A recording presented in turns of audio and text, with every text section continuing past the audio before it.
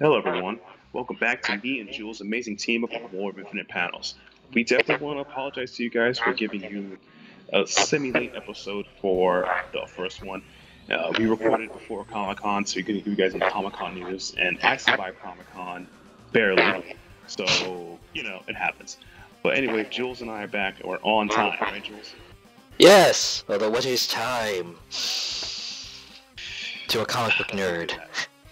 Don't be a nerd. Don't do that. We can't. This is a cool nerds. That was the thing.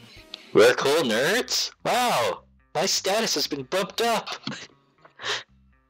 And again, I want to apologize for everyone at Outerhaven.net that Jules believes he's a cool nerd. I was just trying to prove his confidence, so Anyway, back to the episode. My proficiency bonus went up.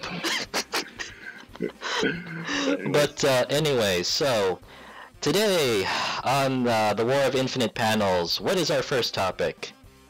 Oh man, just it being the first week of November 2016, the second week particularly, but we just saw the amazing movie of Marvel. We both saw Doctor Strange, the magical, the amazing, Sorcerer Supreme, and it. It's just, I was just surprised by this movie because I actually thought, because how Doctor Strange is, he's a mystic character, controlled the mystic universe, mystic powers, blah blah blah. He had no part in the Infinity thing. The Infinity War is going to be coming soon. If you're a Marvel fan, you know what's happening in the cinematic universe. We are building this thing up. Yeah, building this thing up. So apparently he plays a role in it. I won't spoil anything, but it's fantastic. Another thing, it's just, and let's lift off the strikes of the movie. Cumberbatch is actually a good actor. He is. A pretty boy. He's not just a pretty boy. I mean, I know all the girl fans love him, and some other people love him too. They swoon over him. But he's actually a competent actor. I have to give that. And not because he's playing, he's actually, and his American accent is actually pretty good. Really good. Like, it fooled me. Yeah, and hear it crack when he was crying, or any crack when he was yelling. It sounded 100% American. He didn't eat cheeseburgers and swear he had a pickup truck or some guns, but it was pretty American enough. And what I really loved about this movie is that it introduced an entirely new world in the MCU. It's like, with magic, Thor kind of touched it on a little. Here, you're hip deep in magic, or if anything, your shoulders deep in magic. Pretty much. And the thing was interesting was that let's be for real. If you're a Doctor Strange fan or a fan of any fantasy genre, fantasy is pretty hard shit to freaking to explain because there's so many elements of it. I mean, for God's sakes, ask any World of Warcraft fan to explain to them why there's three, each Earth and how it works out. That'll take you hours, okay? I mean, I think the only fantasy-related franchise that has ever been successful, I mean, we're all going to point to Star Wars, but that was more science fantasy. Science fiction, science fantasy. But in terms of just straightforward fantasy, I mean, I could think of a few things, like the Dark Crystal. I mean, it was good, but it wasn't a success. We tried doing Dungeons and Dragons, but Dungeons and Dragons is kind of famous on its own cult level. Yeah. And like in terms of comics, it's like imitations of fantasy characters. It's just generally hard. We have Thor, but Thor is accepted as a god. No. But when we're trying to deal with just magic users in general, it's kind of hard. Yeah, it's just complicated. But the Doctor Strange did it significantly simplify. You have magic do this, you have magic, and there's a realm for magic how these things work, and that's pretty much it. Yeah. I mean, and if anyone's concerned, like, oh, it's gonna be like Harry Potter stuff. Actually, this is the magic here. You could consider its very own thing. It even looks very distinctly its own thing. Like, you can separate the two. Yeah. The thing I feel about Harry Potter, it was more whimsical than being more applicationable. This is Doctor Strange and his mystic worlds is more applicable. It's really usable. And the cool part about it is just like him learning it and everything. But it's generally a great movie. I definitely recommend people to see it when you can. I advise people not to see it in 3D because if you are easily overwhelmed by visuals, this could hurt you. Like epilepsy warning, just in case. The moment you step out of that theater, you'll feel like space is still warping. Yeah. Be warned. Oh, by the way, for just a slight spoiler for you guys, Wong is in the movie, and he is Asian, so racism averted, we did it. But the Ancient One, I don't know the actress name, she did a pretty good job. Even though, I'm going to be honest with you, I'm, like many other people, slightly butthurt that the Ancient One wasn't an Asian person. But at the same time, she did a good job and maintained the spirit of the character, and that's enough for me. I find it ironic how I also forgot the name of the actress too, but I know she's the same person who played the White Witch in Narnia. So after I conquered Narnia, I decided to become Sorcerer Supreme. Free. That's one way to go out. And speaking of controversial females taking over things, man, I can't believe Chelsea Kane. I mean, Jesus Christ, guys, seriously. If you don't know what we're talking about, happened a bit towards the end of October and spilled over. If you guys have heard, Chelsea Kane was the writer for the Mockingbird series by Marvel. As Tom Brevoort announced on Twitter, I believe the series has been canceled. I think the 8th issue is the final issue. And yeah, I just want to be. I think the 8th issue is the final issue, and Chelsea Kane has come forward pointing out that she was harassed on Twitter and it was pretty bad. And the worst part about it is that Bendis, as much as you guys can hate or dislike Bendis is actually a likable dude. He was trying to confront her, saying, I'm sorry this happened to you. You're a good writer, etc., etc. It's like, no, this is a thing that happened in comics because she comes from she's actually a real life novelist, and as a novelist, this doesn't happen much in her world because there's barriers for that, and it makes me wonder: is this a comic problem or a social media problem? But it's still terrible. It's happened to her, and because it's happened to her, people had a hashtag I stand with Chelsea. They posted, numerous photos of her works and everything. And I can get to the results of that later. But I had a chance to sit down and ponder this. Jules, help me ponder this. Do you think it's social media that's turned the ugliness of people into our pop stream, or is it we're actually the assholes? I think it's more in line with the people. I mean, if you blame the device more often than the people, because, it's just a means. We're just given the means to communicate more. And it's really, people should have, the common decency, the sense of responsibility to control what they say. I would say that this is a fandom-ish kind of thing to happen, and it is sad for someone who is just getting into the realm of comic books to go through something like this in such a very harsh way. It's not right. True. It's like, but hear me out. But this has happened in other mediums. In TV. Maybe I think it was sometime earlier last year or earlier this year, late last year.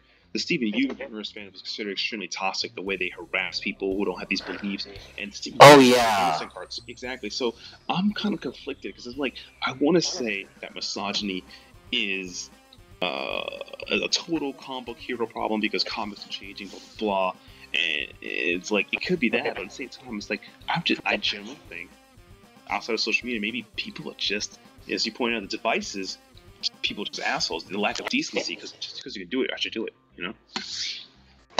I mean, it's a very common thing. Again, with any fandom, no matter whether it's a TV-based one, a comic one, a movie one, this will always happen. But again, for me, it's just very sad. Like, this is like her just stepping into the shallow waters of, comic books, and just to be constantly being gnawed at by the trolls, basically the piranha of the waters of comic books. The worst part about it is that I feel like the trolls and the people in various fandoms, and even ours, is like they're just they're a minority, but they're very loud. And they all flipped out because one of the covers, I think it was the cover number 8, that says Mockingbird said, ask over my feminist agenda. I'm like, so it's just a cover. Dude, are you really losing your shit over a cover? Yeah. Like, all jokes aside, it's not like it's a sexist cover or she's like in a pinup or something. It's just a cover. Pink t-shirt. That's it. That's it. I mean, what if it was purple? Would you think it was going to be advocating for breast cancer or whatever? You're reading too much into it. Cancer, but it would be cool. If purple was breast cancer. Oh yeah, that would be very cool. But yeah, the trolls are the minority, but they make the most noise. They get the most attention, and then suddenly, people are gonna think that that's how we behave. It's kind of like even with the My Little Pony fandom. At first, everybody thought that they were just a bunch of weird-ass trolls off of 4chan. But when you get to know the actual fandom, they're pretty nice. It's just the trolls and the idiots are the ones that get the most attention, and they're kind of hard to drown out. Yeah, that's the sad part. It's like the quote-unquote bronies, like all jokes aside, bronies kind of creep me out in a sense because they come off as creepy compared to the internet trolls. They act like that, but I actually have a couple of friends who are into MLP. And like they're bronies. They're just normal dudes. Just like I just like MLP. I'm like cool. My girlfriend's into MLP, and I'm like, does that make you a brony? She's like, no, I just watch MLP. I'm like, that's it. What the hell, guys? Not to mention, like, there are a lot of people in the comic book community, since we're one of the longest running subcultures around there. We've been around since arguably since panel print, so you can even argue the 30s or 40s or 50s, you know? We could even be arguably older than even the anime crowd. So I'm pretty sure we're older than anime. I'm pretty sure.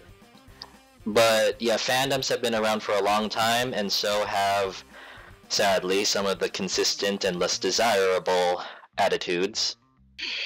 Yeah, especially when the medium's getting more and more mainlight. Like, you know, like look at us. We have a podcast. We talk about all this. I mean, we have movies. They become TV shows, and all of this has changed.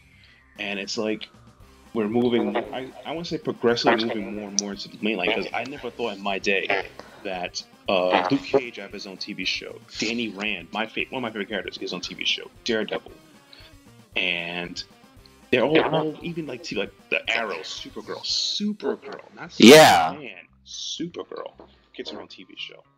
I mean, so Flash, granted, he would get a show eventually. Yeah, but so it's like, look at what we've done. We've moved these subculture icons that we cherish into where everyone can watch them. But now but with the big crowd, with the nerd crowd getting a lot bigger nowadays, the less than desirable aspects of it also shines as well. And this is what I try to tell a lot of the local nerd crowd here on Guam is, you are the face of the community. I know that kind of sounds a little bit high and mighty, but you are the face of the community. Act like the newbies are tourists. What do you do with the tourists? You make them feel welcomed. You act in a very dignified manner. You have a problem with it, be civil about it. And for the most part, it works. For the most part, I mean, I'm gonna be for real with you. Like, even when I feel like I don't like a comic, I have a real reason. I'm gonna be ridiculous. Like, I just say I don't like it, or just don't purchase it. Don't tell everyone. Like, a lot of people are trolling Cassandra Cain. I mean, that's okay. Oh, Cassandra Cain. It's Chelsea Cain. Cassandra Cain's cool too, but different person. You're trolling Chelsea. It was like just saying terrible things about, like, your comic is this, blah blah blah. You're ruining, like if you just don't like the comic, don't buy it, or just tell your friends you don't like it. That's it. You don't have to, like, harass people over it. Exactly. You're acting like, all seriousness, as I am, I guess I'm the old guy of the group now, since you're the young guy. I had a chance to look into Mockingbird's history as a character. She doesn't really kind of have that much. So Chelsea Cain has a lot more leeway to make their character more expressive and do what you kind of want to do, I guess. Mm-hmm. So it's like, what are you trying to say? Preserve what history? I mean, all she was Clint Barton's girlfriend. Then she died. She came back. That's pretty much it. She has some issues with her life because she used to be an Avenger. She hates the fact that being a hero is completely different from what she used to be, because she came from a different time. So what do you expect? I'm surprised I haven't heard anything from like Hellcat and how she's been through some dark stuff here and there, but they're making it a comedy. She's like Son of Satan's sister stuff, and fall in love with him. Her arguably not lesbian relationship with Falcon, really. But fandoms, man, this is what we deal with.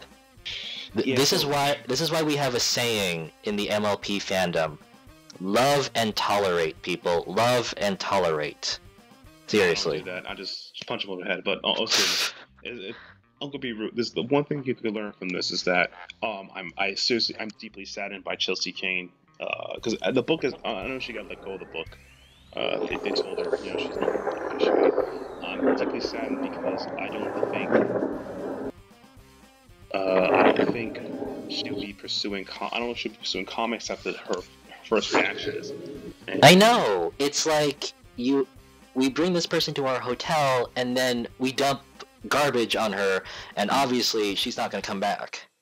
Yeah, that's a sad part. We don't know. Maybe she'll go independent route. Who knows? But it's just a real bummer, and it's the effect. It's like I said, if you guys don't like a comic and voice it about it, you just granted, some of you might write a review or talk podcast, but be civil about it. Just say you don't like it. Don't just go full OD political mode saying this is SJW war of masculinity. Like, yo, chill.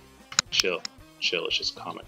Let's not go into, remember when Doc Ock and Spidey switched brains and everybody was sending death threats? To Dan Slott. Yeah. Which, by the way, Superior Spider-Man is one of the best comics of all time. It's one of the very few Spider-Man comics I recommend to people. Because I don't even like Spider-Man that much. But please don't send death threats. Exactly. Dan Slott's a sweetheart. Silver Surfer is amazing. Seriously, pick up Silver Surfer. Yep. And also debacles. Yeah, after the debacles. I don't know if you heard about it, but that new director of that DC movie left in a flash.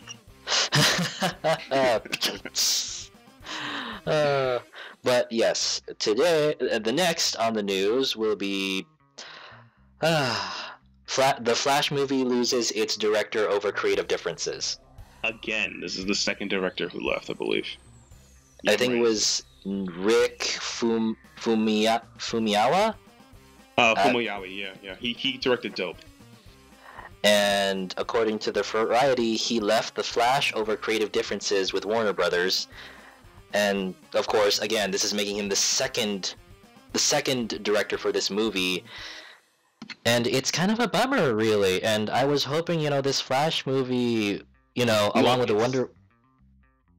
Well, along with the Wonder Woman movie, to maybe be the turning point. I mean, they have some ideas here, they wanted to make it a little bit more lighthearted than the others, I think. But I'm gonna break it down for you. This is how I feel about it. Okay. Creative difference. The reason why DC is having a problem retaining director talents and things is because compared to Marvel told people straight up, every director who makes a movie here has to go in line with what we plan by universe. We don't have creative freedom like that. DC advertised the opposite, saying that your movie will be part of our universe and you have director freedom. That doesn't work. That's why you get these weird messages. That's why Suicide Squad go through reshoots. Yeah. So with that advertising, that doesn't look good for you. You can't be standalone and just do creative as well as be part of the universe. Those is one or the other exclusively. So that's that. 2, this scares me because the movie's supposed to come out in 2018. The second director left. I have no idea if the pre-shoot's been ready yet. Are they going? Did he leave because the script is bad? Did he leave because he had differences between them? No. Yeah, it's a very, very sad thing when the organization behind a movie is just falling apart. I mean, and the thing apart it is it's really bad. This is The Flash. The Flash is a surprise hit. If you've been watching the Flash TV show on CW, or which you should, or breezing it through Netflix, it's actually a pretty good show. But we can talk more about Flash fans later. This movie, it just gives me a headache because Jeff John's been promoted to chief creative officer of DC Films, where he is in charge of the direction of the movies. So if Jeff Johns as a great writer, I know he's done work for the TV series. Is he ready to do movies? Is maybe the direction is because he has a different view of movie should be, what it can't. We don't know. And there's also another part that bummed me out is this Flash movie coming out in 2018 will not be using the actor Flash on the TV show. Yeah, I mean, I mean, whatever Jeff Johns has plans, I'm very sure. I mean, I love Jeff Johns. I do. Oh, I mean, I have problems sometimes. Single-handedly saved that company. Let's just be for real about this. There is that. Let's be 100%. Jeff Johns near-handedly almost saved DC. Oh yeah. He was part of the golden age. The perfect. He was part of the golden age. He did all this stuff. He saved DC now by just writing one issue of Rebirth. Let's get this straight. He wrote the first issue of Rebirth. Kickstart the entire thing. Boom. Everything's selling now. Yeah, I mean, this man, when he's given the driver's seat, because he really does care about the company and he has talent to back that up, unlike certain people in the company.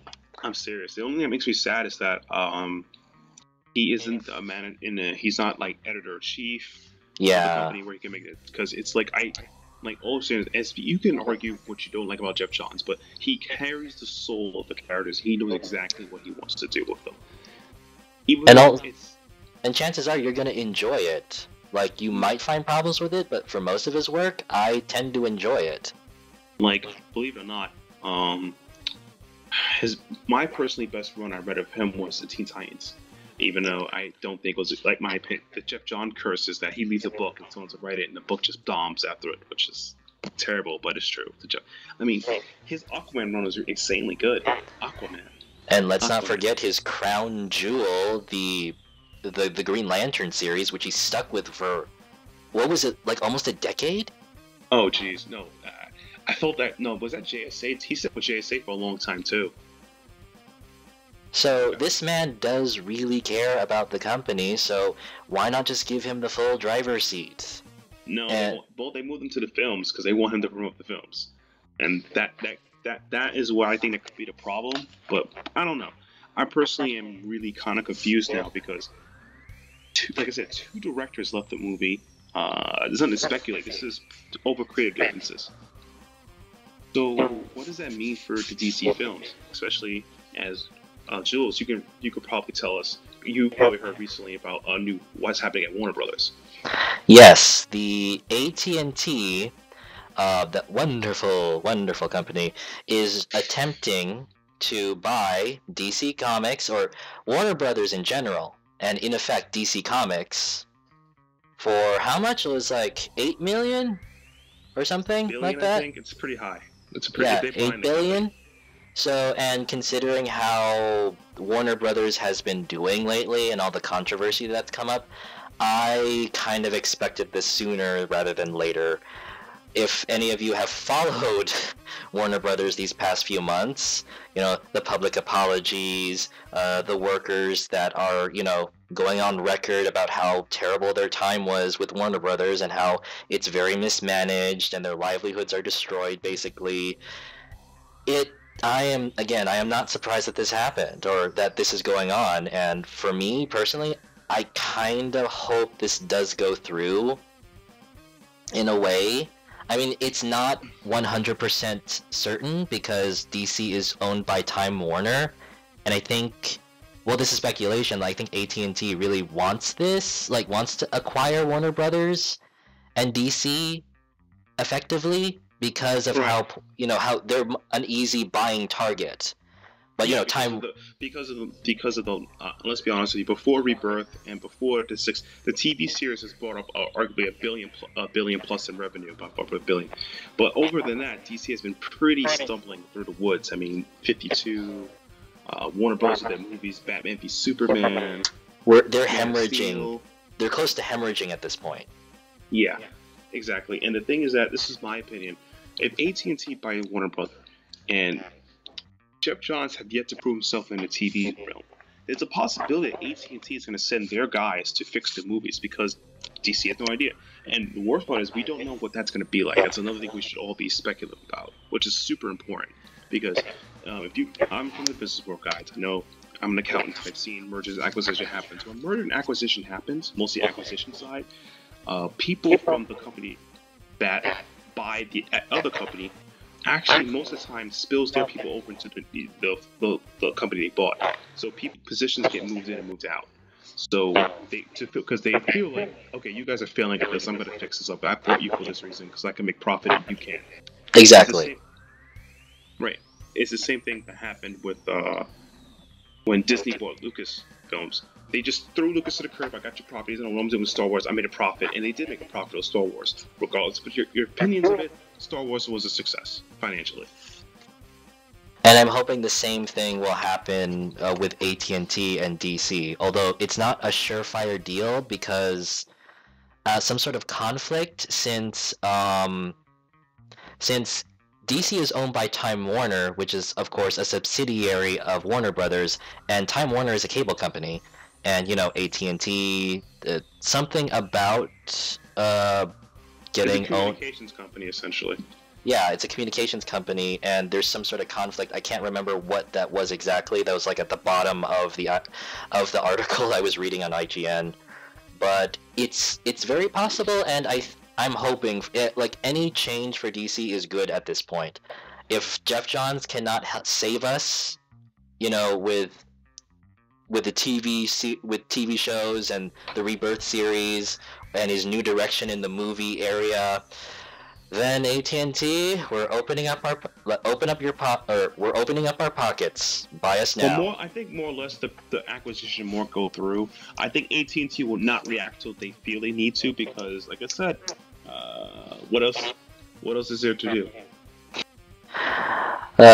Time to give this sinking ship a rudder or various holes, various patches.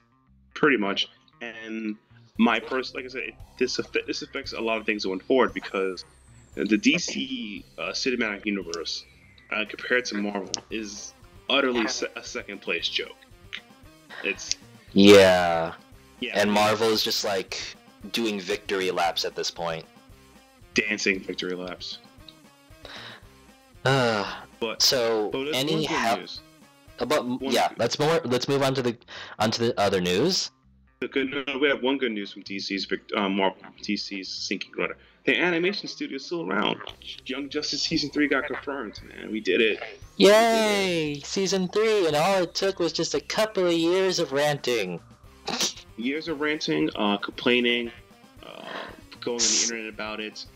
Sending in packages of Reach to their offices, which I didn't do. Dan Didio, I guess, like punching Dan Didio in the face. I don't know. I would have done that. I would have done that too. No, I would have taken a machine gun. No, just kidding. But yeah, Season 3. I haven't looked into everything, but it's in production right now. Yeah, now I'm hoping Greg Wiseman does come back because then that means we have broken the Greg Wiseman curse. Usually he can't stay on a series. Oh, that's funny. You break the Wiseman curse. That is true. That would be ridiculous. The Wiseman curse. I agree with that. That would be pretty wicked. Because he can't hang on to a series without it getting canceled. Every show he works on just gets canceled. It's not even funny, guys. Google it. A lot of shows he worked on just get canceled. It's insane. But yet they're so good. If any of you grew up with Gargoyles, there. I know. It makes literally no sense how this one man gets all his work canceled. Even on other shows that you don't think would ever do well, like Witch. He worked on the second season, and that second season was awesome. Why did this not get a sequel? Oh man, I forgot. Oh man, Witch was a pretty good whole shoujo series. Yeah, it was very good. Oh man. Yeah, but Greg Wiseman, again with the Greg Wiseman curse with Young Justice Season 2, but we all wanted another season. The internet was like they were like the internet was lady, more or less. The tribute videos for please let there be another season, or we loved Young Justice, which I took part in. But yeah, season. I won't judge you for that. I more or less took the approach of bitching, complaining, and then crying until they make the pain go away. And now, but okay. Season 3, I do owe a lot to Young Justice, the TV series, since it got me started doing, videos on the internet. I moved up from just screaming at a camera in front of my closet to more production value, more production value. Semi more production value. It's slightly better, but it's production value. It's slightly better than what I had before. But yeah, I do owe Young Justice a lot. And I still like it, but there are a few problems. And of course this has nothing to do with the Young Justice comic, which is very different from the show. Very, very different. You gotta point that out, yeah. Young Justice the comic was essentially the pre-teen Teen Titans. So let's just think about the system, yeah. Yeah, and I still kind of like the Peter David Young Justice comic book series more than the actual TV show. But that doesn't mean the TV show isn't good. But I do have a few problems. Well, I did hear that he might be working on the TV show. Yes! I don't know if that's true or not, but I did hear he might have an involvement with it, so... That would be great! But it's no offense to Greg Wiseman. He did a good job. It's just there were just a few things. The curse. Not only that, but there were just a few things, mostly with characters, and the comic tie-in thing. Characters. That was kind of one of the weirder things. He used so many characters. It's like also some plot points. They were literally just made for the comics. Why do you need to bring this up? Why make this a big deal if you were just going to mention this in the comics and then this stupid 5-year time skip? There are good things in this show. It's still a good show, but I wouldn't call it an A+. I call this Hey, you gotta understand. This was you gotta understand. Just like the Teen Titans comic, the Teen Titans TV show was not 100% accurate to the comics. This was some people's first entrance. It had the spirit. That's most of it did. I'm not denouncing the quality, and I'm not comparing it to continuity or anything. It's just story-wise, there are good things here. Just stop introducing characters. Just stop introducing characters. He's like, I'm gonna make more characters. Why you gotta do that, bro? And also, more character-related stuff. Can we not see them in a mission? Like, we got a few things like at school or in the cave, but those were very rare. Like, can we have character interaction, them being teenagers and stuff, and build a connection with them beyond a mission? I mean, sure, you can still have action, but kind of need to build more of a connection here. And also the personalities maybe just a little bit more identifiable, less interchangeable. Yeah. There's too many characters in the soup.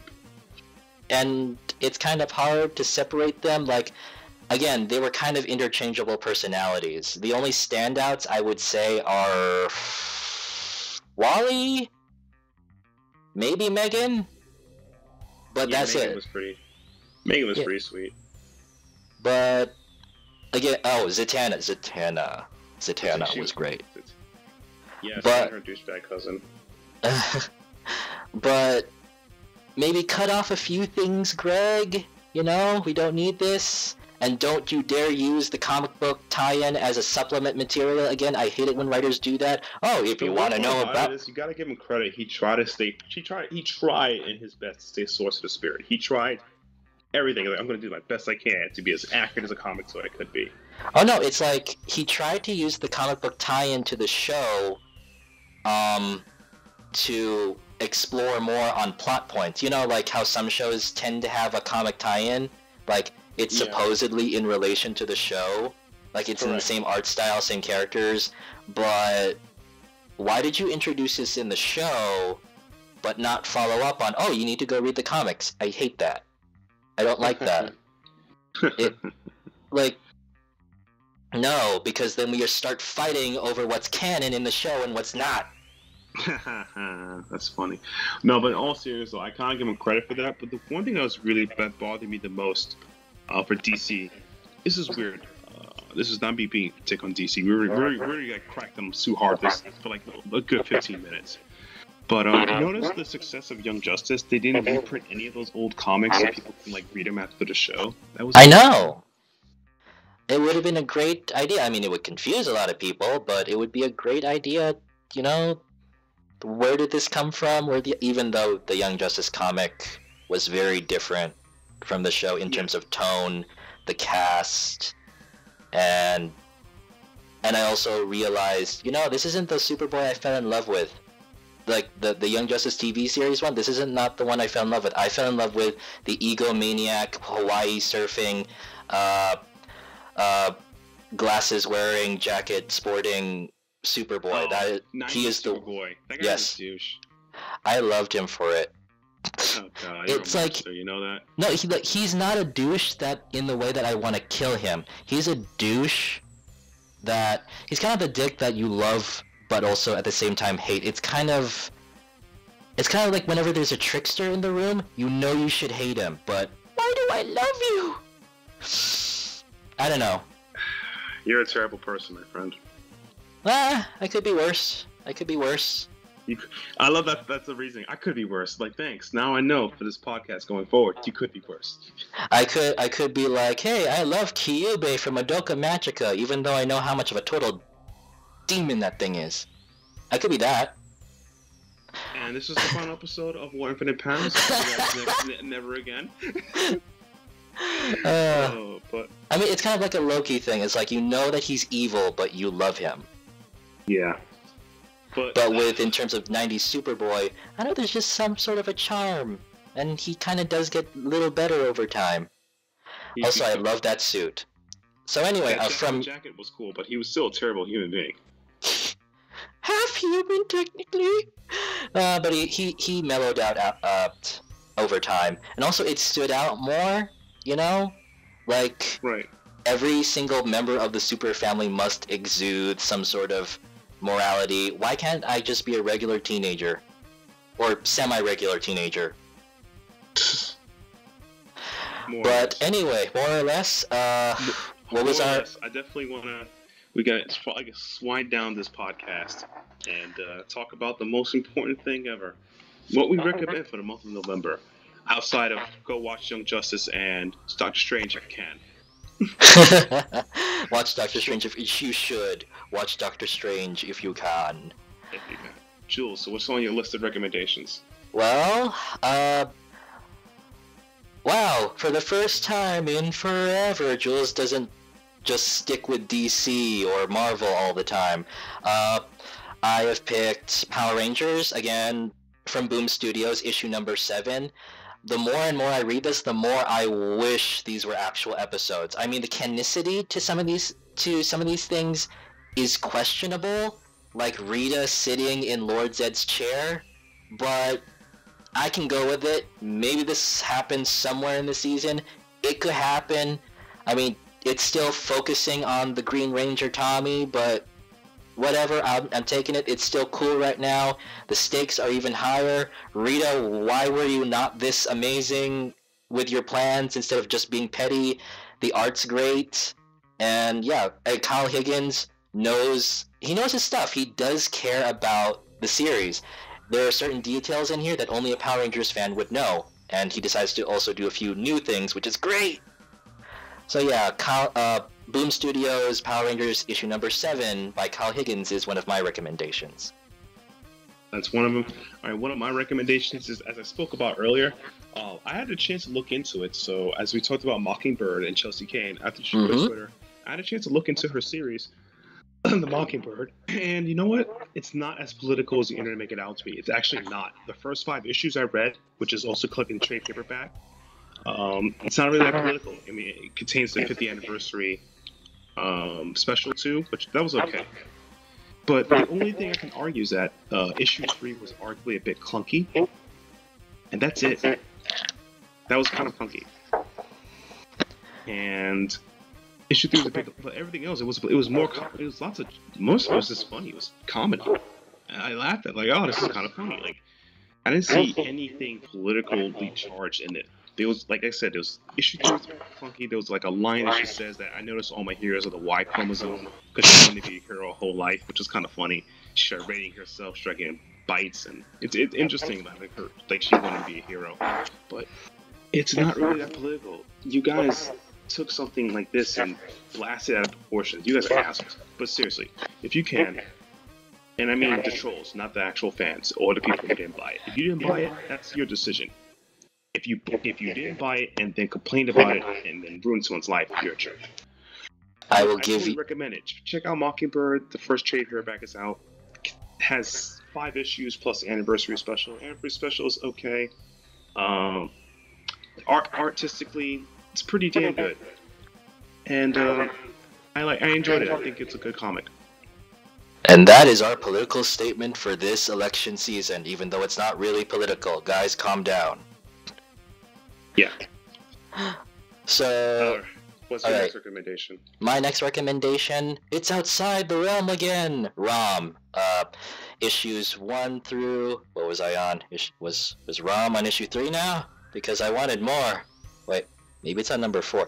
I think it's the current ROM series right now. I don't think it's past issue 4 just yet. So maybe I believe that's IDW owns ROM now, right? Yeah, IDW owns ROM right now. Dang it, Parker Brothers! Why don't you just give Marvel a chance again? That was the whole thing. I think Marvel doesn't really kind of care about the license, to be fair. But they still use ROM's characters and such. The Space Knights are still a thing, for as far as I know. But yeah, anyway, the ROM series by IDW. So far, it's great. There's certain details, like with ROM's, I forgot what his weapon was called again. It sends things to other dimensions, but here it does something different. There's just some details that bug me a little, but the art direction is really great. Like, whoa, like, it's not just a robot guy, like, wow, the robot guy with muscles or whatever? And also, the dire rates look even cooler. They're not like pink blobs anymore. They actually look like threatening alien lizard-ish kind of things, but at the same time, they're not lizards. And, you know, you can't really trust, with the thing with the humans is that they can't really trust anybody now because of the whole shapeshifter dire rates thing, and ROM is the only one who knows, so they have to trust ROM at the very least. And it's really good. And it's not just your atypical alien invasion with shapeshifters, like, it's shapeshifters who also know magic, so it's really cool. And ROM himself, he's still written for the most part, still with the over-the-top kind of voice. Or speech pattern, if you will. And I recommend it. Wow. That's pretty unbelievable. Unlike my book, The Unbelievable Gwenpool. Gwenpool. And you guys, oh my god, he's being political against supporting women comics. No, guys, chill, seriously. It's not a Gwen cash-in. I know people say about Spider-Gwen for Spider-Verse. Yeah, I mean, It's written by Christopher Hastings. If you don't know who he is, he created Dr. B. Ninja. Dude's a great writer. He's funny as crap. So, essentially, Gwenpool, who's, not Deadpool, it's pretty funny. She's a normal person who fell into the comic book universe and thinks and think it's not real, and then things get out of hand from there, and she's a terrible assassin. But still having the time of her life to a degree. Exactly. It's insane. And plus, people loved Gwen from Amazing Spider-Man, and everybody loves Deadpool, so let's just make the two. I know it's very easy to see why people would think that this is a cash cow, but, come on, all jokes aside, I can agree when people say it about, what's his face?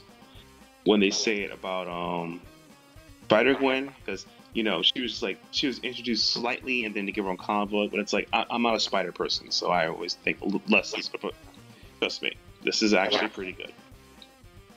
Plus, was it Gairu? Was it Gairu's art on it? This is pretty good. Mm-hmm. And besides, guys, it's Deadpool related, how can you hate it?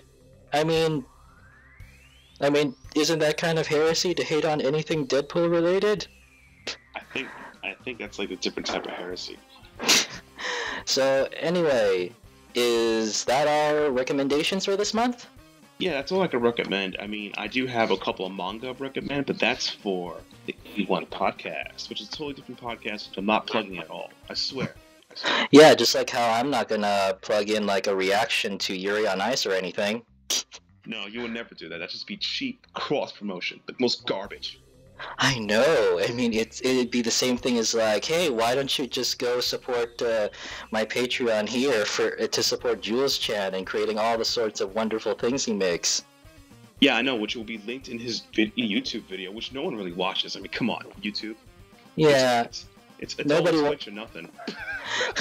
Nobody wants to see me react to Yuri on Ice, where it's with Russian skaters and stuff, and supposed subtext or whatever, or maybe even Ruby.